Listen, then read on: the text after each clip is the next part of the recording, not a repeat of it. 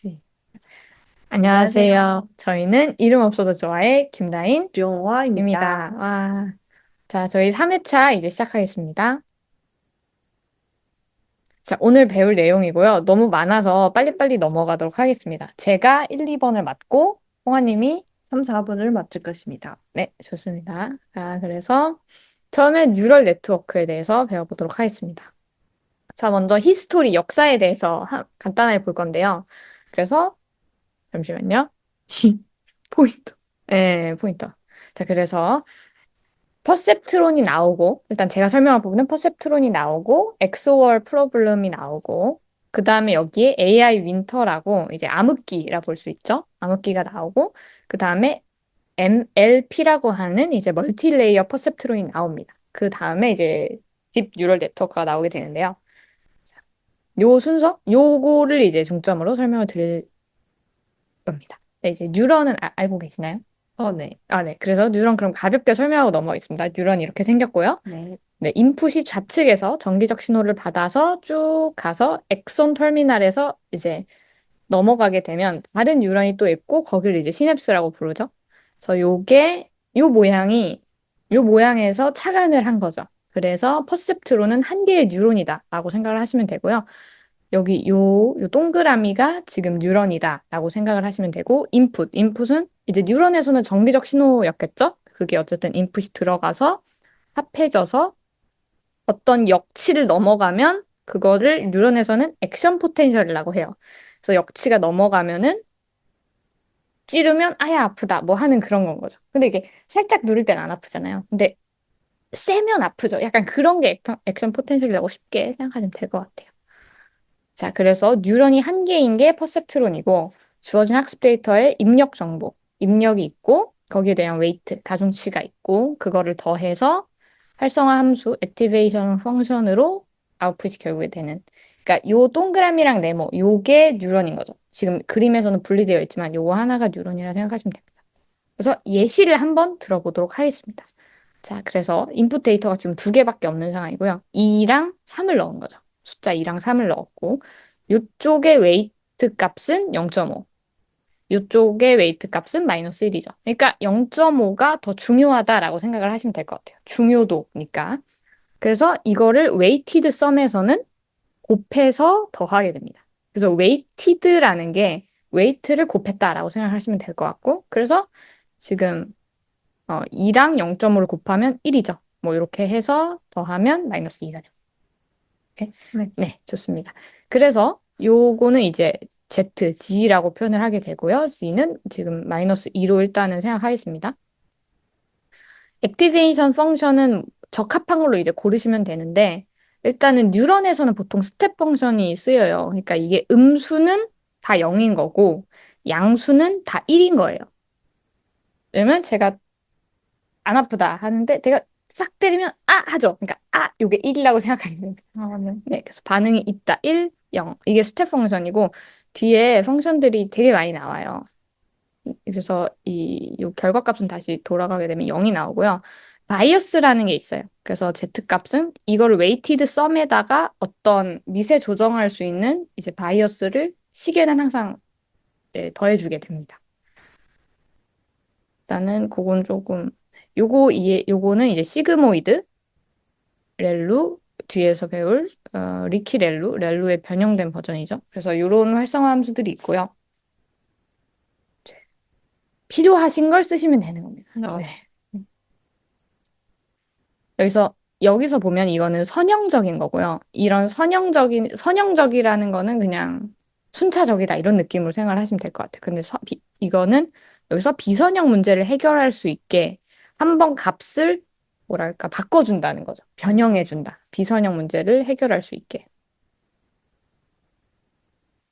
그래서 여기서 액티베이션 펑션을 배웠다면 이제 로스 펑션이라는 게 있어요. 그래서 이건 뭐냐면 무엇이 잘못됐는지 확인하고 가중치를 업데이트한다. 그러니까 결국에 퍼셉트론은 가중치를 업데이트해서 최고의 아웃풋을 찾아내야 하는 거기 때문에 로스 펑션이 중요합니다. 그럼 이제 이전 슬라이드에서 봤을 때는 그러면 요 0, 이 0의 값이 우리가 원하는 게 아닐 수가 있어요. 우리는 1을 원할 수도 있어요. 그래서 이거를 그러면 요 웨이트가 잘못된 거다라고 생각을 하는 거죠. 그래서 웨이트를 업데이트하는 게 로스 펑션이고 로스 펑션 좀 더 자세하게 설명하고 싶지만 그러니까 z 값을 넣으면 f 함수가 지금 로스 펑션인 거죠. 그래서 y prediction 여기 로스. 그래서 y true y prediction. 쉬우니까 이해하실 수 있을 거라 생각을 합니다. 그래서 이 회귀에서는 보통 스퀘어드 로스나 MSE라는 로스 펑션을 쓰게 되고 클래시피케이션에는 크로스 엔트로피 로스라는 펑션을 쓰게 됩니다. 둘 다 마찬가지로 예측한 게 이상하면 손실이 클 수밖에 없죠. 로스의 값이 클 수밖에 없습니다. 네.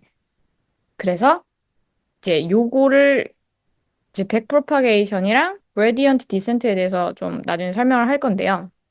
어떤 그 세 가지의 순차적인 과정이 있어요. 그러니까 랜덤하게 웨이트를 시작을 하고 정답이랑 비교, 로스 펑션을 하고 그 다음에 계속 그 웨이트를 업데이트하면서 옵티마이즈를 하는 과정을 반복하게 됩니다. 좋습니다. 그래서 코스트 펑션이란 무엇인가? 이게 지금 계속 나오잖아요. 펑션이. 그렇지만 구분하셔야 됩니다. 코스트 펑션은 로스 펑션이랑 비슷하다고 생각하시면 됩니다. 최종적으로 최소화해야 하는 함수. 아까 제가 로스 펑션이라고 말씀드렸잖아요. 그 로스 펑션에다 레귤러제이션 텀을 넣은 게 코스트 펑션인데 일단 소개는 드릴게요. 이제 라쏘랑 리찌라는 거를 좀 들어보셨을 거예요. 라쏘는 보통 절대값을 씌운 거고 리찌는 제곱을 한 겁니다. 지금 웨이트 값을 보면. 그래서 요거는 이제 그 모델이 복잡해지는 것을 방지하기 위한 페널티예요. 오버피팅을 방지하기 위해서 어떤 규제를 걸어주고 있는 거죠. 근데 뒤에는 더 설명은 안 할 거예요. 뒤에서는 이제 코스트 펑션에 좀 더 집중할 겁니다. 그래서 여기 뭐 이런 하이퍼 파라미터가 있고요. 람다라는 것도. 드디어. 그래서 업데이트를 어떻게 하냐? 웨이트 업데이트를. 자, 요 수식만 일단 기본적으로 알면 되고요. 요 그림은 어, 보시면 아시겠지만 설명은 하지 않겠습니다. 자, 그래서 코스트 펑션은 이제 모든 데이터의 로스 펑션을 최소화한다라고 생각을 하시면 되고 이거는 조금 제가 친절하게 설명을 해드릴게요. 그래서 가중치를 조정하는 방법에 대해서 하나씩 하나씩 천천히 빠르게 가보겠습니다. 그레디언트 디센트 대충 아시죠? 네, 네. 그러면 find x that minimize the cost function c는 x제곱. 자, 일단은 코스트 펑션이 지금은 x제곱이라 나와 있는데 이거는 뭐 실제로 쓰인다기보다는 개념을 이해하기 위해서 쓰였다 생각하시면 좋을 것 같아요. 그래서 x제곱을 쓴 이유는 x제곱에는 최소점이 딱 있잖아요. 그래서 코스트 펑션을 최소화해야 된다. 이 컨셉에 딱 부합하기 때문에 이걸로 일단 보여드립니다. 미분을 하면 x제곱은 2x죠. 그쵸? 자, 요거를 보게 되면 요거를 설명을 일단 드릴게요. x 다시인가 대시인가? 그래서 이거 x 요거는 이제 x new 우리가 업데이트할 그 x 값인 거고요. 요 x는 지금 이제 올드 x 이제 옛날에 가지고 있는 x 값이고 일단 개념을 이해하시면 됩니다. 요 에타 같은 경우에는 learning rate라고 얼마나 더 빠르게 학습할 것인가. 그런 느낌이에요. 자, 그리고 요거는 이제 방향을 뜻하는 거고, 그래서 아까 미분했죠? 그래서 EX입니다, 사실은. 그쵸? 그러니까 X 마이너스 에타 곱하기 EX. 이렇게 되는 거죠. 예시를 한번 들어볼게요. 그래서 처음에 제가 아까 얘기했듯이 랜덤 이니셜 포인트를 찍게 됩니다. 그래서 마이너스 2,4. 근데 이제 Y축은 일단은 신경 안 쓰셔도 돼요. X축을 중점으로. 왜냐면 식에 X밖에 없잖아요. 네, X를 보고 가시면 됩니다. 그래서 X를 우리는 최소화할 거고 지금 X값은 마이너스 2인 거예요. 그래서 이제 대입을 하게 되죠. X값 지금 현재 마이너스 2고 마이너스 2고 이렇게 넣었고 이제 지금 에타 값은 제가 그냥 설정했어요. 랜덤 레이트를 0.2로 설정을 했는데 이거는 사실 되게 중요한 문제긴 해요. 러닝 레이트를 어떻게 설정할지는. 근데 일단은 임의적으로 0.2로 설정을 했어요. 네. 그럼 어떻게 하게 되냐면 식을 전개했을 때 x new 같은 경우는 지금 마이너스 1.2가 나오게 됩니다. 그러면 네, 이렇게 움직이게 됐죠. 마이너스 1쪽으로. 얘가 그레디언트 디센트는 기울기를 따라서 간다는 거예요. 그러니까 이렇게 이동을 했죠. 이동을 해서 최소값에 좀 더 가까워진 걸 볼 수 있습니다. 자, 그래서 또 그러면 1.2니까 1.2 값을 넣어야겠죠? 그죠? 최소값은 아직 아니니까. 그래서 네. 1.1을 넣어서 계산을 했을 때 0.72가 나와서 한 번 더 이동한 걸 볼 수 있습니다. 그쵸? 이렇게 계속 이동하게 됩니다. 아, 네. 오, 그래서 계속 해봐. 그래서 이렇게 계속 하다 보면 어쨌든 0의 근사치의 값으로 도달하게 되는 거겠죠. 아까 러닝 레이트가 되게 중요하다고 했는데 러닝 레이트가 만약에 크다. 너무 크면 학습을 너무 빠르게 하다 보기 때문에 요 빨간색을 잘 보세요. 그럼 얘가 이렇게 갑니다. 한 번에 음, 여기까지 가요. 오, 네. 근데 너무 크면은 그냥 계속 이렇게 진동을 하게 됩니다. 네. 약간 이해되시죠? 마이너스 2인데 2가 됐다가 또 마이너스 2가 됐다가 2가 됐다가. 그러니까 그러면 학습이 멈추게 되는 거고. 그래서 적절한 러닝 레이트를 찾는 게 중요하다. 근데 러닝 레이트가 너무 작으면 진짜 조금씩 갑니다. 계속 가다 보니까 그것도 효율성이 없다고 보면 되겠죠. 어쨌든 그레디언트 디센트는 이런 느낌으로 생각을 해주시면 될 것 같습니다. 자, 아우 지금 갈 게 너무 많네요. 자, MLP 해야겠습니다. 자, MLP가 뭐였냐면 이제 멀티레이어 퍼셉트론이잖아요. 퍼셉트론 하나 썼는데 그거 좀 많이 써보겠다라고 한 거고 아까 얘기했듯이 이 XOR 요거를 풀기 위해서 나왔다라고 생각하시면 됩니다. 그래서 MLP 구조는 너무 익숙하죠. 우리가 흔히 생각하는 뭐랄까요? 흔히 생각하는 거잖아요, 이게. 그래서 여러 퍼셉트론, 요게 하나가 퍼셉트론이니까 요거 여러 개 써서 해보겠다. 그래서 인풋 레이어, 히든 레이어, 아웃풋 레이어. 아, 너무 쉽죠? 피드 포워드는 앞으로 간다. 이런 느낌이고요. 자, 이거를 리그레션에 쓸 수 있고 클래시피케이션에 당연히 쓸 수 있어요. 그래서 여기서 차이점은 클래시피케이션은 아웃풋이 두 개고요. 두 개가 아니라 그러니까 그 카테고리의 M수만큼 있는 거고요. 리그레션은 이제 숫자를 이제 빡 보여주는 거기 때문에 하나로 하는 거죠. 네, 네. 그래서 여기서는 숫자가 0.82 뭐 이렇게 나오는 거죠. 여기도 똑같이 숫자가 나오는데 그래서 어떤 클래스의 확률이 더 높은지 그러면 얘는 그 클래스다. 이렇게 생각하시면 됩니다.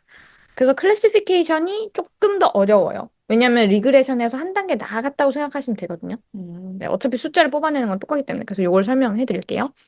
그래서 여기서는 제가 소프트맥스 함수를 이제 설명을 해드릴 건데요. 왜냐면 이 아웃풋 레이 이제 사실 여기는 웨이트 값이 다 있는 거고 제가 퍼셉트론에서 설명했던 거랑 거의 유사해요. 그게 많을 뿐이지. 그래서 요거는 이해하실 수 있을 걸 믿습니다. 제가 설명을 안 해도. 네. 그래서 소프트맥스를 설명해 보자면 출력층에서 요 아웃풋 레이어에서 뭐 값이 계산되겠죠? n개의 숫자가 뽑아져 나오겠죠? 그 카테고리. 그럼 요걸 zi라고 하고요. 요거를 소프트맥스에 넣으면 어떻게 되냐면 이런 식을 거칩니다. 자, 그래서 k는 클래스의 개수고요. 요건 그 분자는 이제 클래스 점수, 그러니까 그 중요도를 얘기하는데 요거를 보시면 이해하기 쉽습니다. 그래서 전체 클래스의 중요도 합이 분모로 들어가고 해당 클래스의 중요도가 위에 들어가니까 예시를 보여드리겠습니다. 그래서 집값이 이거는 지금 클래시피케이션을 몇 개 하는 거죠? 되게. 세 개 하는 겁니다. 그래서 2, 1, 0.1 이렇게 나온 거죠, 값이. 그래서 계산하게 되면 지수함수 이제 분자였죠. 그거를 계산하고 더하면 요게 이제 분모가 되는 거죠. 모든 중요도. 그래서 합산. 그래서 Z1, 그러니까 요 2점에 대한 거겠죠. 얘는 0.65. 어쩌고 어쩌고 이렇게 중요도가 나오게 됩니다. 모든 거에서 너의 중요도. 그래서 지금 이 보면 뭐가 제일 높죠? 요게 높죠? 네. 그래, 그러면 너는 요 클래스다. 예를 들어서 이게 강아지, 고양이, 팬더였다고 했을 때, 그래, 그럼 너는 강아지다. 이렇게 클래시피케이션이 됩니다. 소프트맥스 함수를 이용해서. 좋습니다. 그리고 여기서 빠질 수 없는 게 MLP에서 너무 중요한 게 에러백 프로파게이션인데, 요거 좀 어렵습니다. 그냥 쉽게 그냥 컨셉만 설명해 드리면, 그레디언트 디센트 아까 설명했던 걸로 가중치 업데이트 하는 과정인데, 피드 포워드랑 반대로 얘는 반대로 이렇게 돌아갑니다. 그래서 여기 웨이트 값이 있죠. 그러니까 모든 이 노드와 엣지, 이 엣지에는 웨이트 값이 있는데 이 웨이트 값을 계속 업데이트 해주는 건데 뒤로 가라, 뒤로 가라 이제 하나씩 천천히 뒤로 간다고 생각하시면 됩니다. 음, 그래서 forward propagation 쭉 아웃풋 한번 뽑아내고요. 코스트 펑션 계산 아까 했었죠. 그걸 계산을 해서 그레디언트 계산을 했었잖아요.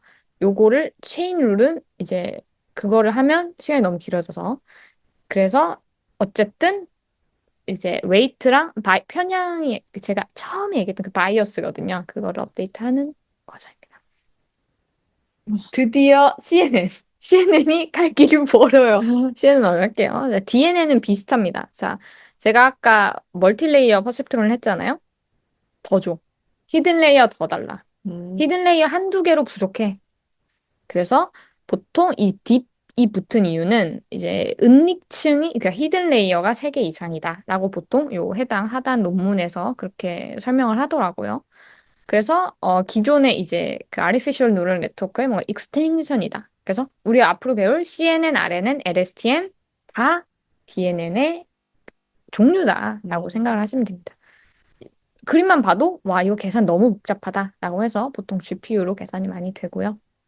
요거 히스토리는 설명해드렸으니까 넘어가도록 하겠고요. 요 순서는 DNN, RNN, CNN, LSTM 순서로 나왔습니다. 근데 일단은 CNN이 더 쉽기 때문에 CNN 먼저 설명을 하고 RNN 넘어가도록 하겠습니다. DNN의 장점. 좋으니까 쓰겠죠? 네. 좋으니까 CNN도 쓰고 계속 나오게 되는 거겠죠? 근데 이제 보통 머신러닝이랑 그러니까 기존의 뭐 엑시부스트, 랜덤 포레스트 이런 거랑 다르게 랜덤으로 좀 더 피처를 추출하고 자동으로 학습을 한다라는 점이 좋고 그래서 피처 엔지니어링이 없고 그래서 뭐랄까 비선형 데이터도 처리를 잘하고 트랜스퍼 러닝 가능하다. 네.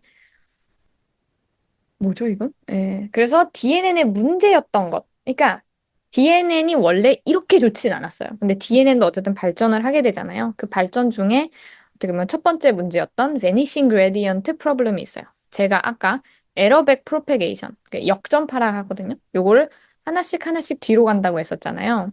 근데 이제 DNN은 이게 너무 커요. 히든 레이어가 너무 많다 보니까 하나씩 하나씩 뒤로 가다가 힘이 점점 없어지는 거예요. 그렇게 생각을 하시면 돼요. 그래서 예를 들어서 출력층에서 입력층으로 에러를 이렇게 올라가게 되면은 각 층의 기울기가 이제 0.5라고 이게 쉽게 예시를 들어봤어요. 그러면 그레디언트는 계속 그러니까 곱셈을 생각하시면 돼요. 약간 지수. 그래서 0.5를 10번 곱해요. 그러면 이거 거의 0이잖아요. 음, 그러니까 이런 느낌인 거예요. 기울기가 그래서 점점 뒤로 갈수록 학습이 멈추게 되는 거죠. 이런 문제. 그러면 히든 레이어를 없애? 그건 또 안 되는 거죠. 히든 레이어가 이거 핵심이란 말이에요. 자, 그래서 이제 할 일을 하자. 이제 사람들이 어떻게 할지를 이제 어떻게 해결할지 고민을 많이 했겠죠? 자, 그래서 첫 번째는 층별로 학습하는 거 이거 패스할게요. 요즘엔 요게 쓰이니까. 그래서 액티베이션 펑션이 들어가게 된 거예요. 음, 약간 내용이 비슷비슷하죠? 그래서 액티베이션 펑션으로 렐루가 들어가게 된 거예요. 이게 핵심입니다. 그러니까 원래 기존의 액티베이션 펑션은 시그모이드에 가까웠어요. 시그모이드. 근데 이제 렐루는 뭐냐면 음수일 때는 0이고요. 보시면 양수는 그대로 출력합니다. 1인 거죠, 기울기가. 그러니까 나를 그대로 출력하는 거고 히든 레이어에서만 주로 사용을 하고요. 학습 속도가 아주 빠릅니다. 그러니까 이게 왜 이렇게 한 거냐면 여기서 계속 숫자가 작아진다 그랬잖아요. 근데 요 양수의 값에 대해서는 그대로 보내주자. 약간 이렇게 개념을 생각하시면 돼요. 그대로 그냥 가주자. 네. 음, 계속 유지해주자, 조금은. 약간 그런 느낌이에요.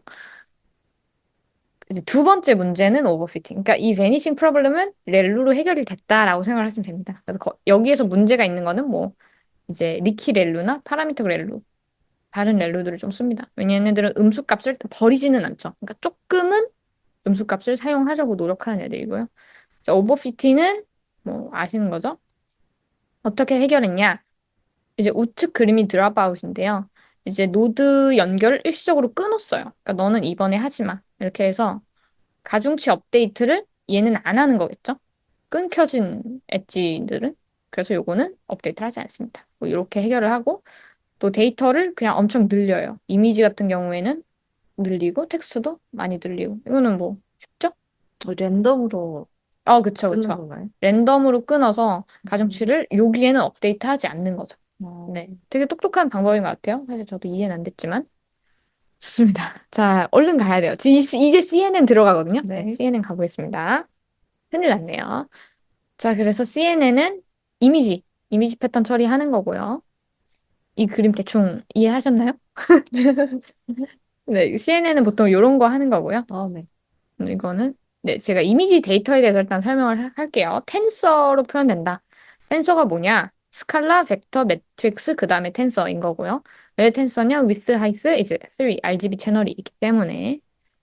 요게 기존에는 피처 엔지니어링이 직접 피처를 설계했지만 요게 조금 예를 들어서 고양이 이미지를 학습할 때 고양이 귀는 이거야. 음. 고양이 코는 이거야. 이렇게 다 이제 입력을 해줬어야 됐던 거죠. 부정확하니까. 이렇게 자동으로 추출. 피처 익스트랙션이 여기서 자동으로 이렇게 돌아가게 되는데요. 그래서 세 개의 층이 있어요. 컨볼루션 레이어, 풀링 레이어, 풀리 커넥티드 레이어 이렇게 세 가지 레이어가 있고요. 1, 2번 같은 경우에는 계속 이터레이트 합니다. 피처 익스트랙션이 잘 될 때까지 그냥 계속 이터레이션 하고 마지막에서는 우리가 아는 거죠. 그러니까 DNN에서 봤던 모습이죠. 네. 네, 클래시피케이션 이루어진다고 생각하시면 돼요. 이거 뒤에서도 나오는데 그래서 간단하게 컨볼루션 레이어가 뭔지 필터를 적용해 맵을 생성한다. 피처 맵을 생성한다. 그래서 필터는 조금 더 작은 느낌인 거죠. 약간 저는 약간 이렇게 뭔가 보따리 같은 느낌이었어요. 필터보다는. 그래서 딸이요? 네, 이렇게 약간 얘 인풋 피처에서 네 개를 뭔가 보따리처럼 싸매가지고 여기 하나로 묶어놓는다. 김밥. 오. 김밥. 네, 어. 그런 느낌. 그래서 입력 이미지와 필터를 여기 곱해가지고 더해서 여기로 보내게 됩니다. 그래서 한 픽셀 값을 이제 하나의 요 칸으로 저장하게 되는 거고요. 그리고 읽어보시고요. 멈추고 영상 멈추고. 그래서 컨볼루션 레이어에 스트라이드랑 패딩 값이 있어요. 네. 스트라이드는 좀 말이 좀 그렇게 하는데 이게 슬라이드로 생각해도 좋아요. 그러니까 두 칸 슬라이드 한다. 음. 이제 김밥을 이렇게 하나씩 쌉니다. 보통 이렇게 한 칸씩 이동하는데 요 칸 이동을 두 개 하겠다. 왼쪽이 스트라이드에 관한 거고요. 음. 좀 그림 보시고 한번 계산해 보세요. 나머지 빈칸들. 이제 패딩은요. 요 가장자리를 0으로 채웁니다. 지금은 이제 빈칸인데요. 그냥 0이라고 생각하시면 돼요. 왜냐하면 가장자리 정보를 보존하기 때문에. 왜냐하면 이렇게 계속 하다 보면은 가운데 것만 너무 좀 더 집중하세요. 컨볼루션 레이어. 그래서 액티베이션 펑션이 컨볼루션 레이어에 이제 들어가게 되는데 또 비선형성을 추가한다. 액티베이션 펑션은 항상 비선형성을 추가한다고 생각하시면 됩니다. 그 다음에 풀링 레이어 해야 되는데요. 풀링 레이어는 이제 좀 축소시키는 거예요. 김밥을 더 작게, 좀 음. 이렇게 찌뿌시킨다라고 생각하시면 되고, 다운샘플링이라고 부르고요. 그래서 여기, 요 네 개 중에서 제일, 여기 지금 맥스 풀링인데요. 가장 큰 수 가져오겠다. 에버리지 풀링은 요거 다 더해서 에버리지로 찌뿌시키겠다. 그래서 요거를 계속 반복합니다. 김밥 싸고 찌뿌 싸고 계속해서 플리 커넥티드에 넣는데요. 이거 넣기 전에 플래튼 과정을 한번 거쳐요. 그러니까 이게 뭐냐면 아까 이제 데이터가 이제 텐서 차원이었잖아요. 그러니까 요거를 플래튼 해준다. 1차원의 벡터 차원으로 해줘야 숫자가 들어갈 수 있겠죠. 네. 그래서 요 뒷부분은 기존에 설명했던 거니까. 네. 그 다음에 이제 3번. Representative CNN 모델. 그러니까 대표적인 CNN 모델들 몇 개 설명해 드릴게요. 알렉스넷. 들어보셨어요? 아니요. 수업 때 나왔을 때. 네. 그래서 알렉스넷이 이제 엄청 유명한 애고 2012년에 1등 했습니다. 이미지넷에서 우승을 했고요. 딥러닝 열풍을 얘가 일으켰어요. 그러니까 제가 얘기한 그 렐루 활성화 함수, 데이터 어규멘테이션, 드롭아웃 얘가 도입했어요. 다중 오. GPU. 그러니까 얘가 이제 효과적으로 도입을 했고 얘는 그래서 지금 레이어가 8계층. 예. 그래서 5개의 컨볼루션 레이어, 3개의 풀리 커넥티드 레이어로 어떻게 보면 이 시대 때, 그러니까 12년도에서는 되게 딥하다. 그 다음에 14년도에 그래 질 수 없다. 더 깊게 가보자. 그래서 VGG 넷으로 이제 16, 19. 그래서 이제 깊은 네트워크를 구성했고요. 마지막에 이제 클래시피케이션이니까 소프트맥스를 쓴 걸 볼 수 있죠. 구글넷은요. 구글넷이라고 있는지도 모르겠어요. 얘는 이제 인셉션 모델을 사용했는데 필터 하나만 쓰지 말자. 다양한 크기의 필터를 써보자. 음. 응? 좀 큰 김밥, 작은 김밥, 더 작은 김밥 이거 한 번에 적용해보자. 그래서 더 깊고 알렉스넷 그 맨 처음에 나왔던 알렉스넷보다 더 깊고 하지만 파라미터 수는 더 적어서 좋았다. 그 다음에 2015년에 이제 레스넷이라는 게 나오게 되는데 이 깊이 보세요. 34레이어거든요, 지금. 음. 엄청 깊어지죠. 그래서 20, 30 넘어가서 여기도 이제 gradient vanished problem 아까 얘기했던 게 나와요. 근데 여기는 그러니까 렐루 함수로도 이 너무 깊어지니까 그게 안 되는 거예요. 그래서 이제 residual connection 요 블락이거든요. 그래서 이전 층의 입력을 바로 이렇게 뭔가 연결해주는 이런 블락이 생겼고 덴스넷도 같습니다. 덴스넷은 이제 레스넷이 좀 더 덴스해졌다 생각하시면 되고 덴스넷은 모든 이전 층과 연결을 한다. 궁금하시면 찾아보세요. 다음엔 CNN 로컬라이제이션에 대해서 배울 건데요. 어떻게 시각화할지. 이거 XAI입니다. 네. 네. 그래서 예측할 때, 이걸 너가 도움이라고 예측했는데, 왜 그래? 축축, 축축축축. 이런 거 시작하는 건데요. 그래서 캠이라는 클래스 액티베이션 맵이 있어요. 기존 CNN 모델에 적용이 어렵지만, 어쨌든 이제 활성화된 영역을 볼 수 있는 건데요. 그러니까 여기서는 갭을 사용한 모델에서만 작동해요. 그러니까 글로벌 에버리지 플링, 그 아까 에버리지 플링이랑은 다른 거예요. 음. 근데 얘는 전체의 평균 값을 하나로 압축한 거예요. 전체. 그래서 음. 이 GAP를 사용한 모델에서만 작동하고 피처맵을 이렇게 에버리지로 뽑아가지고 이제 음. 어, 네, 요게 캠입니다. 캠이 한 거고요. 이제 그레드 캠이 있어요. 그레드 캠 보시면 그레디언트 웨이티드, 그레디언트를 활용해서 다 쓸 수 있습니다. 그래서 요거 쓰시면 되겠습니다. 네. 자, 시퀀셜 데이터 하시죠? RNN에서. 네. 네, 그 CNN도 가능합니다. 자, 그러니까 이제 RNN이 먼저 했는데 CNN은 이미지만 했잖아요. 근데 CNN 나도 할 수 있다. 그러니까 RNN 너만 하냐? 나도 할 수 있다. 자, CNN의 장점은 병렬적으로 처리될 수 있어서 학습 속도가 빠르다라는 점이 음. 있어요. RNN은 한 번에 이렇게 순차적으로 가는 반면에 뭔가 병렬적으로 하기 때문에. 그래서 얘도 장점이 있겠죠. 아무래도. 여기서는 아까는 계속 이제 뭐 컨볼루션 레이어에 대해서 여기서는 이제 다른 점이 뭐냐면 이제 원 디멘션이다. 그래서 1차원 필터를 사용해서 피처를 추출하고요. 그래서 요거 보시면 한 방향으로만 이동하게 됩니다. 이렇게. 네, 어. 한 방향으로 아까 김밥은 보시면 이렇게 좌우로 가고 상하로 가고 그랬잖아요. 네. 그러니까 얘는 한 방향으로만 가고요. 엔그램은 궁금하시면 찾아보시면 되고 여기서는 지금 2예요. 그러니까 이게 두 칸이니까. 그러니까 n개의 단어 묶음이라 생각하시면 되고요. 그래서 그 크기의 필터를 사용해야 된다. 다음은 레카렌트 뉴로 네트워크입니다. 아르른을 알기 전에 우선 순자 데이터랑 비순자 데이터를 알아야 하는데요. 비순자 데이터는 시간이 흐름과 관계없이 한 번에 주어진 데이터를 말하고 있습니다. 예를 들어 빨래를 한다. 그럼 옷을 한 번에 세탁기에 넣죠. 그 세탁기에 넣는 순서랑 상관없이 씻어지는 거죠. 그래서 이런 데이터를 비순자 데이터라고 하고 있습니다. 비순자 데이터의 순서 인공신경망 구조를 보면 이렇게 X1, X2와 상관없이 다 같이 히든 레이어에 간 다음에 Y로 아웃풋 되는 것입니다. 순서 데이터는 시간이 흐름에 따라 순서대로 만들어지는 데이터입니다. 아침을 9시에 먹었으면 점심을 한 12시쯤에 먹죠. 네. 그 다이어트한 상황 같으면 점심에 푸짐하게 먹었다. 그럼 저녁은 샐러드를 먹는다. 이렇게 앞에 데이터가 뒤에 데이터에 영향을 주는 것이 순자 데이터라고 합니다. 네.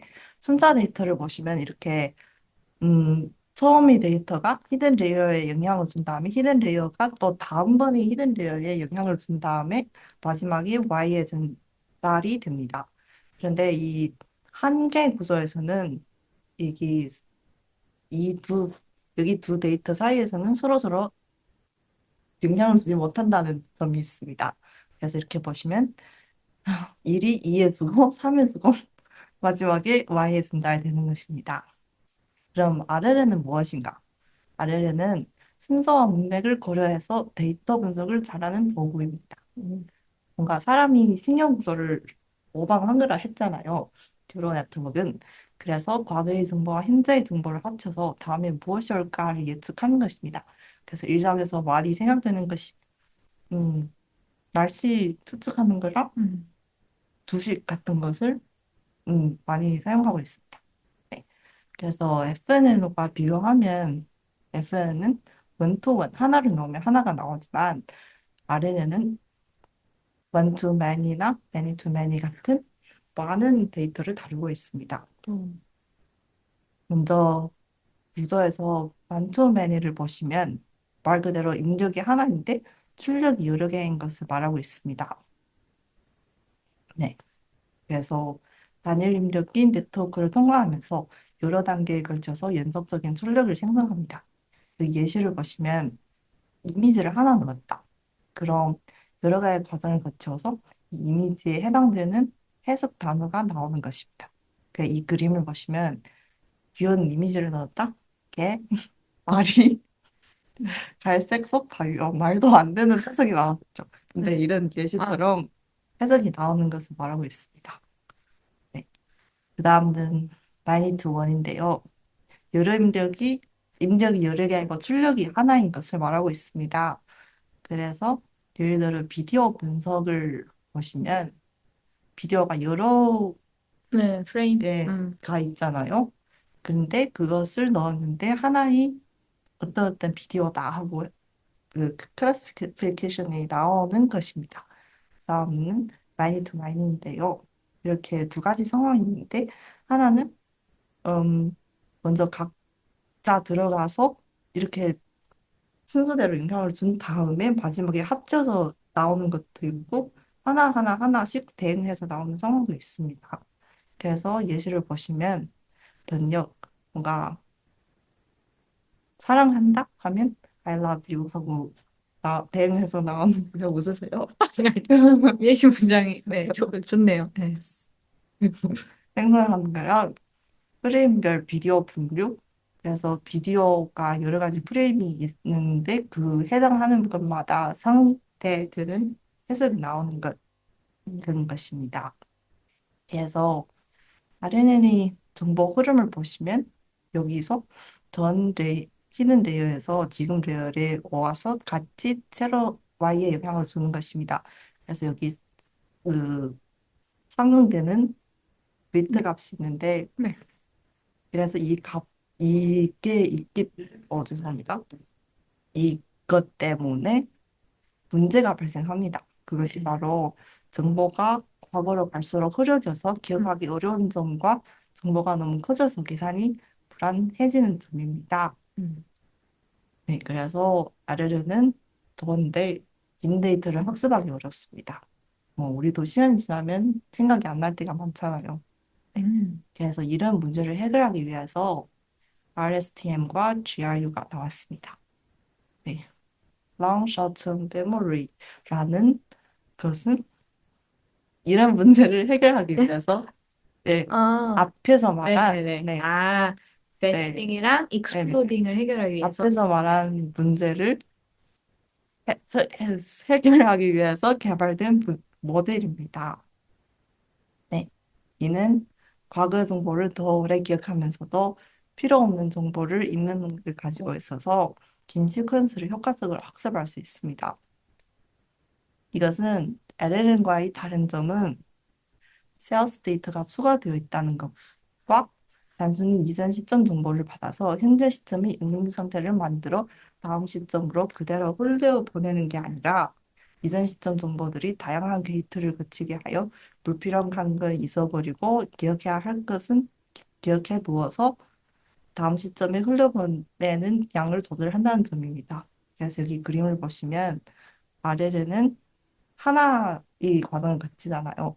근데 얘는 이렇게 여러 가지 게이트를 거쳐서 마지막에 출력되는 것입니다. 그래서 쉐어 스테이트가 뭐냐면 RSTM이 핵심 구성 요소로서 시간에 따라 정보를 전달하고 기억을 유지하는 기억이 저장소라고 할 수 있습니다. 말 그대로 처리한 정보를 저장해서 보내는 거죠. 네. 그래서 네. 그다음 게이트는 RSTM 계층으로 흘러 들어오는 정보의 양을 얼마나 흘러내는지 조정하는 처리하는 과정을 말하고 있습니다. 그래서 forget gate는 이전 시점에서 얻어받은 정보를 얼마나 있을지를 결정하는 것이고 input gate는 얼마나 추가할 것인지 결정하고 마지막으로 이 두 개가 그 새로운 shared state 값을 결정하고 네. 그다음 output gate가 어, 그 얼마나 출력할지를 결정하고 있습니다. 네, 그래서 네, 그래서 예시를 아, 들어보면, 네네. 네, 얘는 똑똑한 수첩, 음, 기, 모든 것을 저장하는 곳이고, 볼게아트스게이트는 지우개, 음, 필요 없다 지워버리고, 그 얘는 펜이다.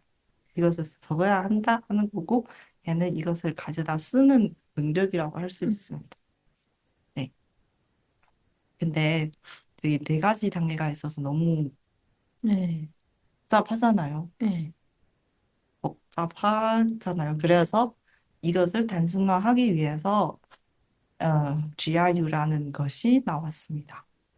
그래서 차이점은 얘는 두 개의 게이트만 사용하고 세어 스테이트를 가지고 있지 않다는 점입니다. 그래서 얘는 학습 속도가 빠르고 계산이 가벼워집니다. 그래서 얘는 reset 게이트랑 update 게이트만 가지고 있는데 reset 게이트는 얼마나 무시할지를 조정한다. 앞에서 뭔가 forget랑 input는 사실 비슷한 거잖아요. 뭐 얼마 있는지 얼마 쓰는지 비슷하잖아요. 네. 그래서 그걸 합쳐서 그냥 얼마나 무시할지만 조정하는 것입니다. 그다음에 업데이트 게이트를 거쳐서 은닉 상태를 갱신합니다. 네, 이해되셨나요? 네, 와, 그 다음은 attention이 따르는데, attention은 말 그대로 나에게 집중해. 네, 네. 그 인코더와 디코더 사이 인터페이스로 모든 인코더의 응lik 상태의 정보를 디코더에게 전달하는 역할을 합니다.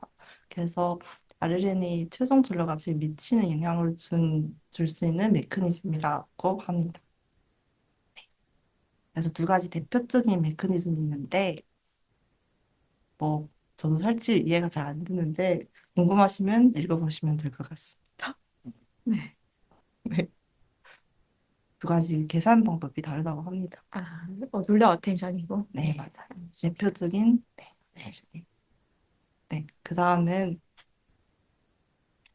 디퍼 아우토 이커드로 들어가겠는데요. 이게 전번에 설명했었습니다. 네네, 오토인코더 설명, 네, 했었습니다. 네. 그래서 간단하게, 간단하게만 설명하고 네, 넘어갈까 때, 복습하는 느낌으로, 네네. 네.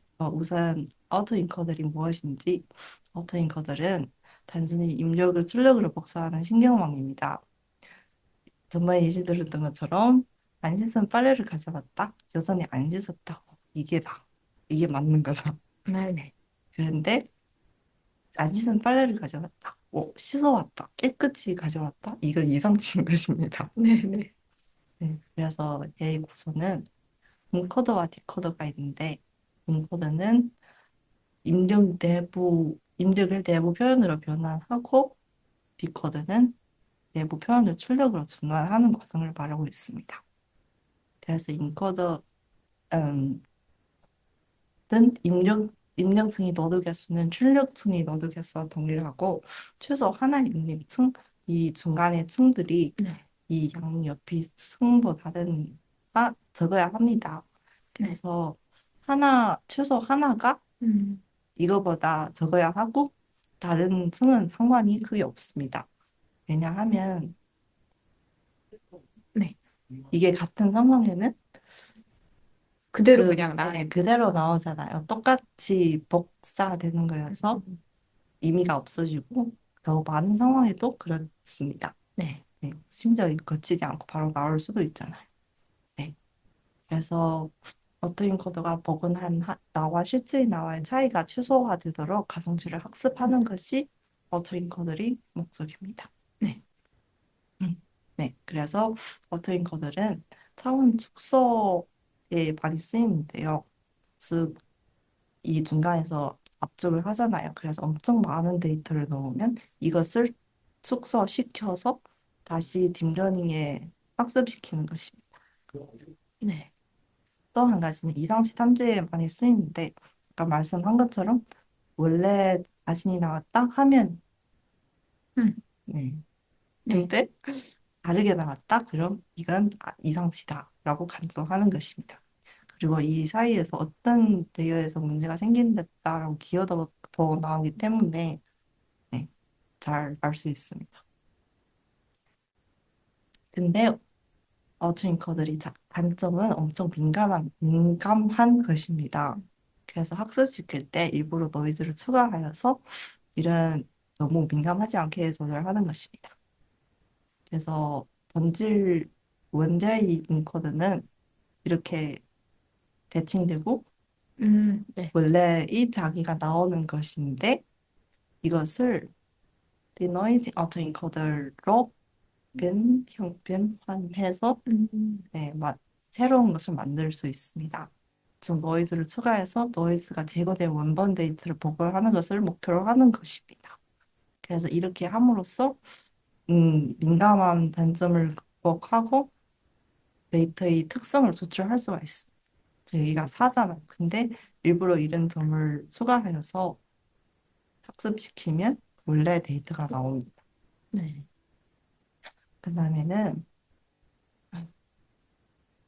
그 variation, 그지? Variational? variational 음. autoencoder라고 하는데요. 네. 뭔가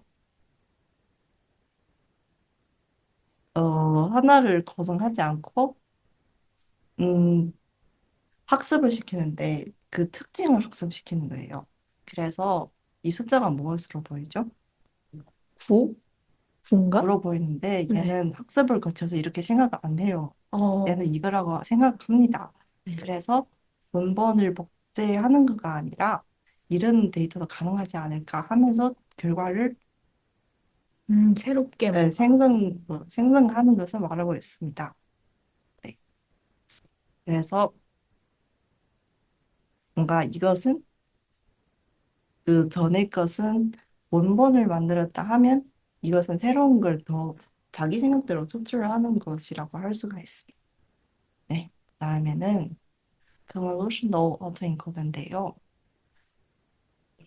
이것은 역시 autoencoder의 변형으로서 이미지 데이터와 같은 것을 학습하기 위해 개선된 모형입니다. 여기 convolutional 앞에서 CNN을 배웠잖아요. 네. 그래서 그것을 활용한 건데요. 그래서 인코더의 구조를 CNN 구조로 대체한 것입니다. 네, 여기 보시면 CNN 그때 같네요, 되게. 맞아요. 그 앞부분 그거랑 똑같게 넣어준 것입니다. 네. 그래서 컨volution이랑 풀링이랑 이런 일련의 과정을 거쳐서 이 이미지 데이터가 가로, 세로는 작아지고 깊이는 깊어집니다. 네. 그럼 아까 인코더와 디코더가 일반적으로 대칭된다 네네. 했잖아요. 그럼 이 크기를 어떻게 복원하냐? 복원하는 방법이 이렇게 두 개가 있는데 우선은 풀림. 언플링이라는 방법이 있습니다. 네, 그래 아까 말한 것처럼 네. 그것을 네. 반대하는 과정인데 우선 여기 보시면 전에는 풀링을 했잖아요. 네. 그러니까 여기서 백스플링은 여기 제일 큰 것을 선택하여서 이렇게 넣었다. 네. 그럼 언플링은 이 위치를 기억하는 것입니다. 오, 이 위치 그대로 가져가고 나머지에는 그냥 링을 어, 넣어주면 되는 것입니다. 그 다음에 방법은 이거 앞에서 했던 방법이잖아요. 네, 컨볼루션 그쵸? 연산. 네. 그래서 이것도 그대로 네. 죄송합니다. 역으로 하면 되는 것입니다. 아, 그래서 네. 보시면 앞에서는 이것을 이렇게 하나로 네네네. 축소. 축소해왔잖아요. 그럼 이번에는 이것을 밖으로 더 확장시키는. 더 해준다? 네. 하면 그래서 뭔가 간단하게 이게 넣고 밖을 이렇게 번충해주면 된다. 네. 라는 것입니다. 어렵게. 그래서 각자 장단점이 있는데요. 언플링은 일단 단순하고 빠르고 데이터의 공간적 구조를 유지할 수 있지만 뭔가 자체를 보강하지 않으므로 새로운 패턴 학습에는 한계가 있다는 점이 있습니다. 네. 근데 트랜스포스 컨볼루션은 일단 장점은 단순 복원뿐만이 아니라 데이터를 세밀히 학습하여 더 풍부한 출력 생성이 가능하다는 점이 있습니다. 그러나 계산량이 많아지고 학습이 필요하고 잘못된 복원이 있을 경우가 있습니다.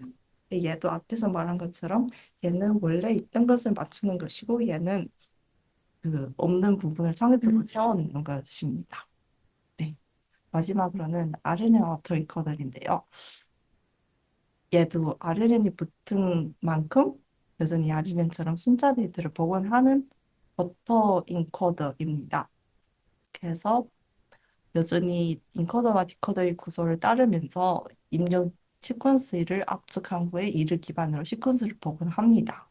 그래서 여기를 보시면 RNN은 그냥 그저 이렇게 피는 레이어에서 마지막까지 간 네. 다음에 하나의 결과값을 내놓았잖아요.